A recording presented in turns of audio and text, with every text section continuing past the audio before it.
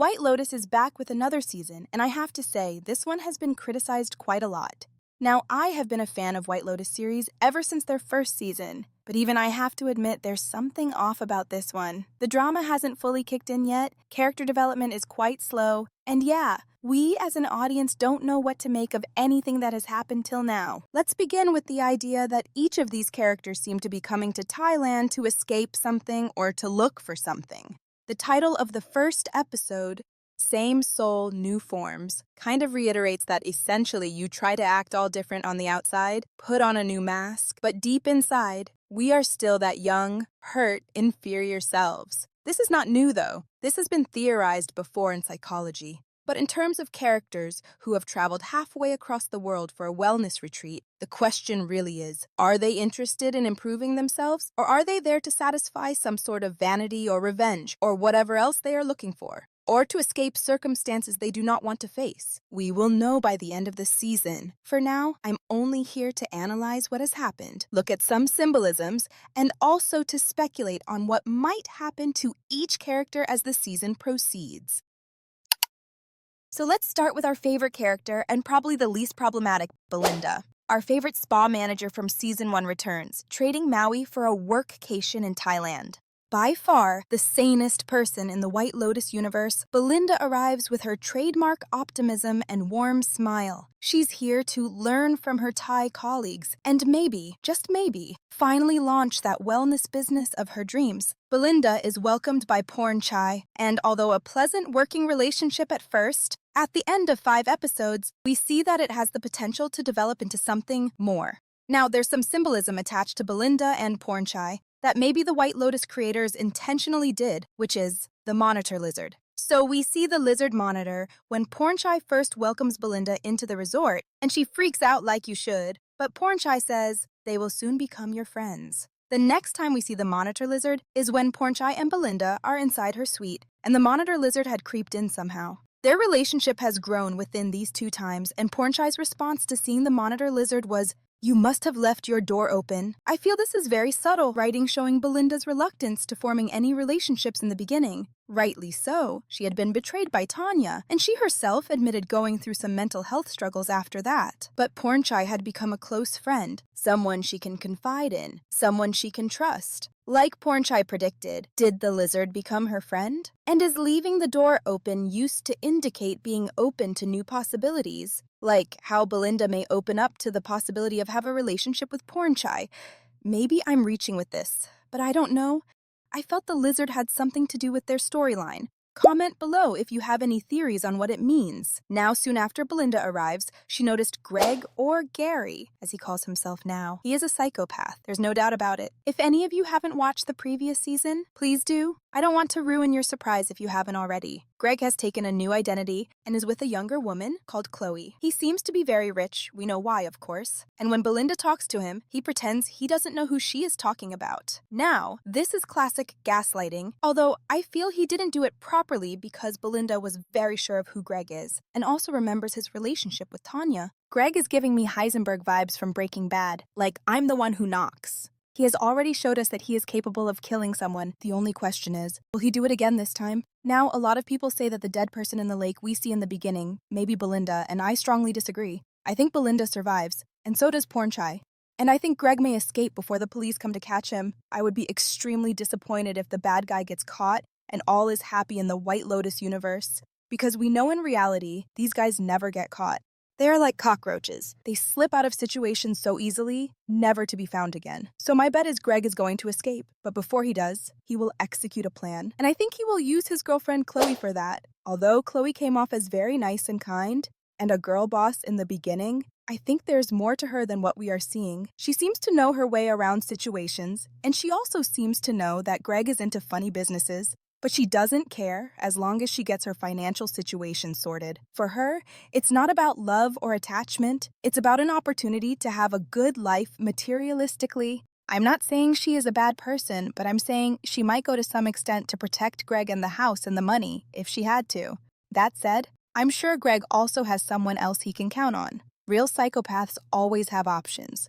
So he is going to pay someone, or he knows someone who can do what Greg wants him to do, in case Chloe fails. I think Chloe will try to befriend Belinda's son or something to that extent. I think Greg seeing the photo of Belinda and her son was intentional. Greg's way of controlling Belinda might be through her son, and what better opportunity than her son coming to Thailand? And as far as how Greg knows about her son coming to Thailand, I think Fabian might have given that information when they were having that little chat. I don't know what would be the ultimate plan, though, other than this being a power move so that Belinda backs off and goes back quietly to Maui. There's also repeated references to fire and snake in the series, especially with Greg and Rick respectively. We will, of course, talk about Rick soon, but generally, across cultures, fire and snake is supposed to represent life and death. A snake can shed its skin and be renewed. Fire, traditionally associated with purity in multiple cultures, is also a symbol of this transformation. Why would they show the fire and snake alongside Greg and Rick, respectively? I really don't know. So our next character is Rick.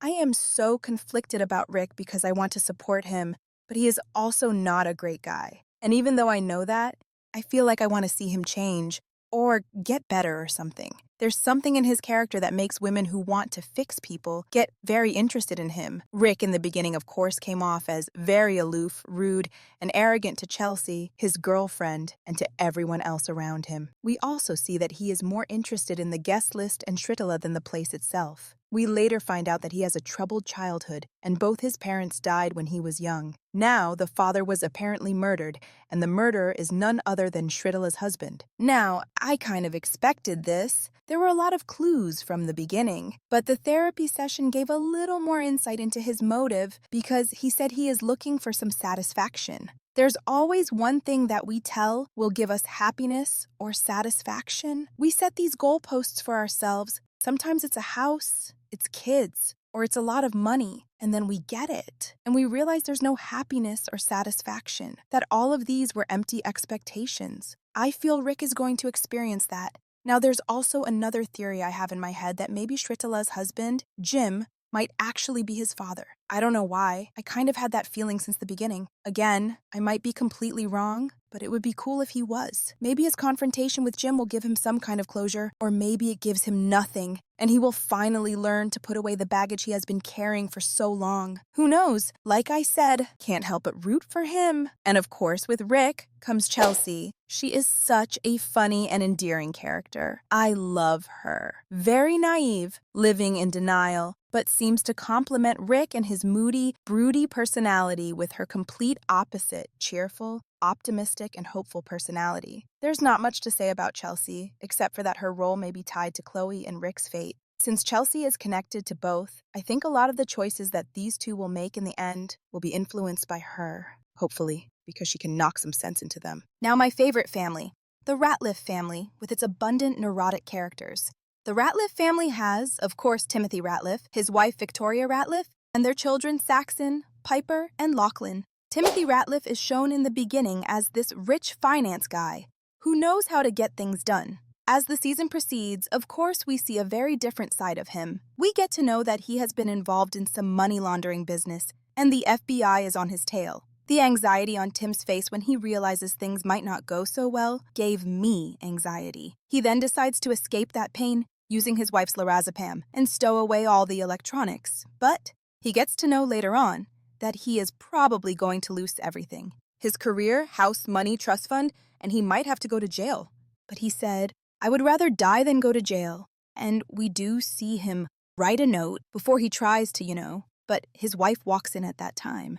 Now, I see him as this guy who has been repressing all his frustration, anger, and resentment from everyone, that I feel like he is going to burst anytime soon. When Saxon said in the first episode that Buddhism is all about suppression and that he believes in enjoying life, I got the feeling that he is saying that because he has had a good life, maybe a great life till now. But when they come face to face with negative events, they would be lost on how to deal with it. They haven't had to develop coping strategies to deal with these situations, so what can they do? You repress. And Tim Ratliff will explode soon. He may go berserk, but I don't see him being the shooter in the first episode, though.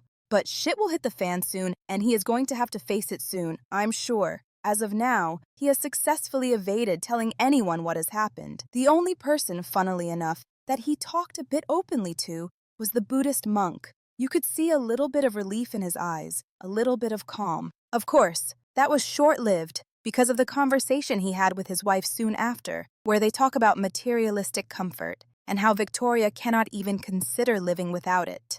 And so we come to the next character, Victoria Ratliff, who is literally the funniest one this season. With the accent and the dopey eyes, she seems to be addicted to lorazepam, a class of anti-anxiety drugs that have high abuse potential because of its addictive nature. And she seems to be going through life subconsciously. Even while getting a massage, which is supposed to reduce your stress, she needs her lorazepam. This, I think, is an escapist strategy. She would rather be blissfully unaware than be painfully aware. So she numbs herself with alcohol or drugs.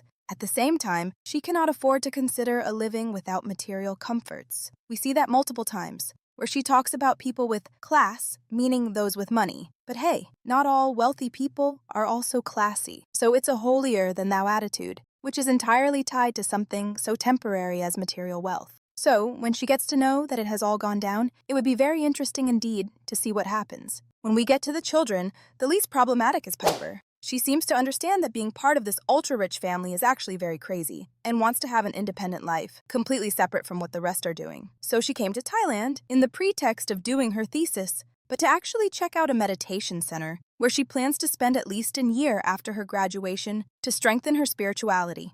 She is a big outlier compared to this rich, materialistic, hedonistic path that others in the family have chosen. I'm sure she will pass with flying colors the task at hand, which is to spend one night at the monastery. There would be some initial discomfort, of course. She would have to shed her skin to become new, like the snake metaphor. She would have to forget her old ways, unlearn, and understand herself in a new light. It wouldn't be that easy. Saxon, the eldest son, is shown as polar opposite to Piper. He seems to try to emulate his father's character, but fails to command that power or respect. He comes off as goofy most of the time because of that. He seems to be addicted to sex because he keeps mentioning it again and again. But there's also a feeling in my chest that most of the shit talk that he does about Lochlan or Piper are actually about himself. When Saxon said Piper has never had sex before, I got a feeling he is talking about himself.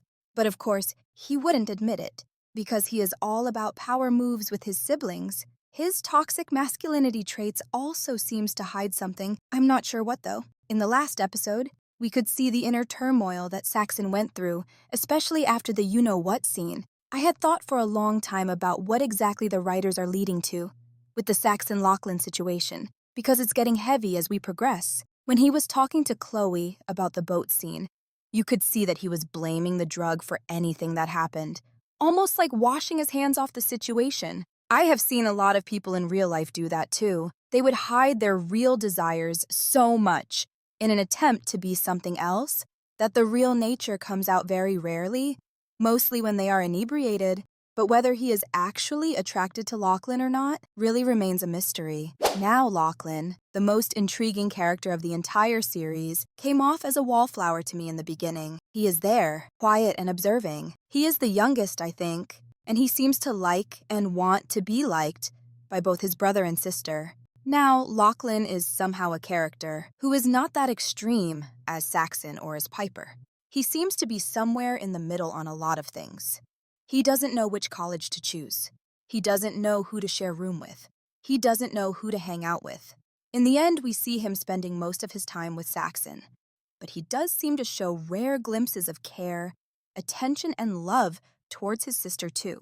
Now, Lochlan, from the beginning of the series, have been underestimated.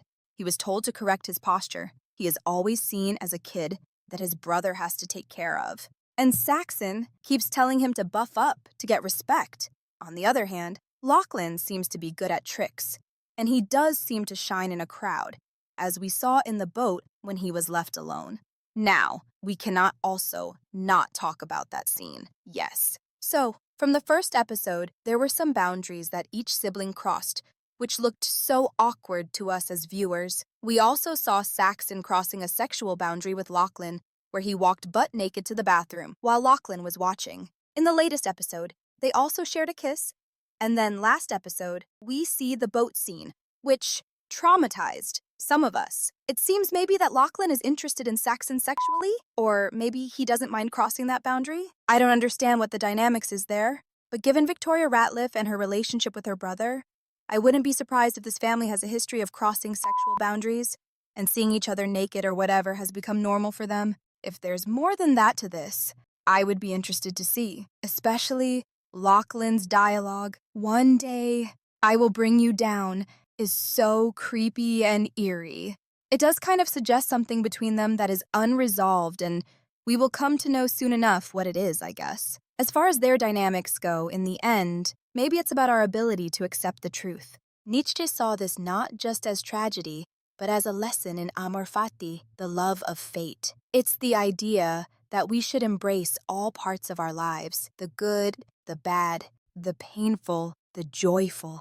So maybe the suffering isn't from the situation itself, like being attracted to one's sibling, but from how we've been trained to react to it. If we could retrain our emotional responses, maybe we'd stop contextualizing these things as bad. There's also a superimposition of Christianity versus Buddhism when we see Saxon and Lochlan's dialogue, especially this scene in the boat. Here, Saxon is talking about the idea of Christianity, that everyone is waiting for someone to come and lead them because most people don't know what to do. We see Tim asking God to tell him what to do, very directly referencing what Saxon said. And since Christianity doesn't believe in reincarnation, it also goes with the idea of one life and to make the most of it, whereas Lochlan is talking more about trying to be a better person, sort of like it's a test. In Hinduism and Buddhism, this is similar to the concept of karma and how this life's actions will eventually inform what happens to you in the next life. And interestingly, this religious comparison, especially the poisonous fruit in the White Lotus, is very similar to Adam and Eve in Eden and how they ate the forbidden fruit and were therefore exiled. Now, let's come to the three friends, Jaclyn, Kate, and Laurie. They are childhood friends who are coming to Thailand to have some time to themselves and maybe reconnect with each other. Now, Jaclyn is an actress, as said multiple times already. She seems to enjoy the attention, although she plays it cool. She funded the entire trip, and her friend circle seemed unbearably fake to me in the beginning, especially when they kept giving those compliments to each other. Then their dynamics grew, and my God, I loved seeing them becoming toxic to each other. The makers, I think, are trying to show how women who reach a certain age might grow insecure about their looks, about their milestones, and start comparing their lives with their counterparts to see how well they have done. Now, of course, this will create competition and jealousy, which we see between these friends. But in this specific case, I also think Jaclyn is especially narcissistic. I will get to that later. On the first night, when Kate and Jaclyn gossip about Laurie, I noticed that they had initially triggered her, using the same points they gossiped about later on, meaning they knew what she was going through in life, that her kid was not doing well, and she was not able to be a partner in her firm, and they gave those exact situations as compliments, masking it nicely, but also triggering her. God, that was so infuriating to watch. This continued with everyone bitching about every other person, which gives me the feeling that this was all it ever was, their relationship with each other, just constantly one-upping each other, trying to see who is better. And Jaclyn especially seems to love that sport, with her close friends and with strangers. I think, in Greg's terms, what she's looking for in Thailand is validation, that she is still wanted by young, hot men. Now, my favorite character among the three is Laurie. For some reason, she comes off more genuine than the other two. She seemed to have just gone through a divorce, and Jaclyn keeps trying to set her up with Valentine, their good-looking health mentor. Laurie seems interested, but politely keeps a distance. When Jaclyn gets triggered, which I feel is because of the lack of attention and validation from her husband, she decides to go into self-destructive mode and party with Valentine and his friends. Also, spending the night with Valentine, even though she was literally egging Laurie to hook up with him, is crazy behavior. Even more crazy is to show absolutely no remorse for the fact that she cheated on her husband and to some degree her best friend on the same day. She did give me real psychopath vibes in the last episode, not to mention the hypocrisy when she said they have been talking behind their back, which is literally what she has also been doing to both Kate and Laurie. Laurie and Kate joins the party too with Valentine and friends. Now, we see that Laurie and Jaclyn both drank a lot, and it seems Valentine may not be that good a guy, because I got a feeling that his friends laced their drink with something. The drink only Kate refused to drink.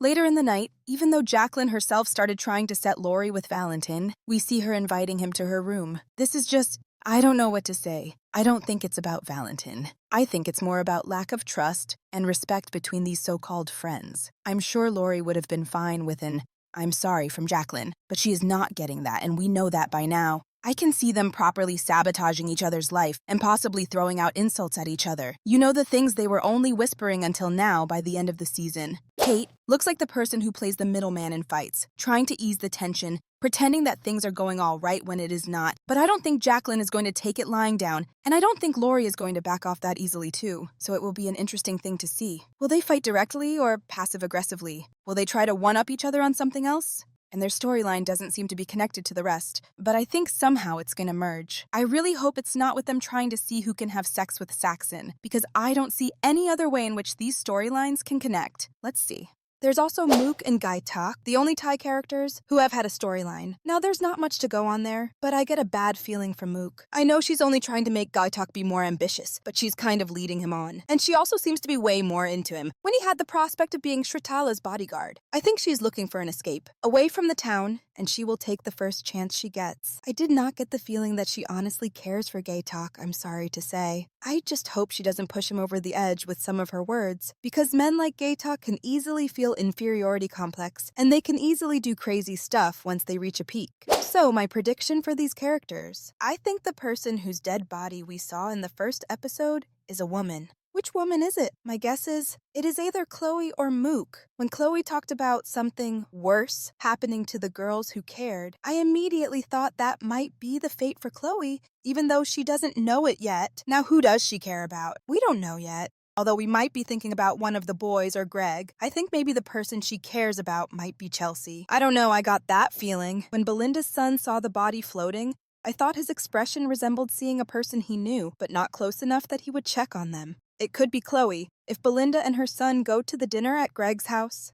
Gaitok might also go on a murderous rage if he was pushed enough, and if so, he might have accidentally hurt or killed Mook. So, that's my analysis. Let me know your thoughts on the season, and also your theories on what might happen. Do you disagree with something I said? Comment below. I will be making a short video analyzing this week's and next week's episodes, and another long video on the full season once all the episodes are out. Hit that like button, subscribe, and turn on those notifications to know when my next video is released. Hope you liked this one, and see you all next week. Take care!